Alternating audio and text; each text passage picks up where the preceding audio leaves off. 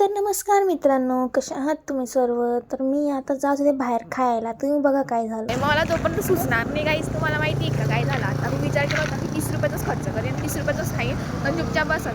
पण आज ती ढोसावाली आंटी पण नाही आहे. मला माझं नशीब एवढं खराब आहे ना. मी ज्या दिवशी विचार करते कमी पैसे खर्च, त्या दिवशी हटकून जास्त पैसे खर्च होता माझेवाले.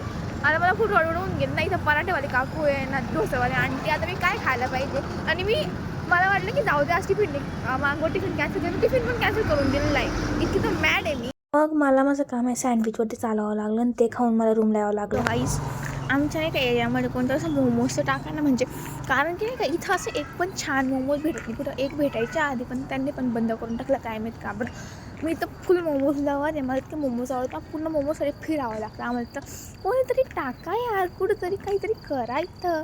नुसतं त्या रेस्टॉरंटमध्ये जाऊन खावं लागतं. तुम्हाला माहिती आहे रेस्टॉरंटची चव येत नाही ना चांगली. स्ट्रीटमध्ये कसं एकदम भारी भारी भेटतं खायला.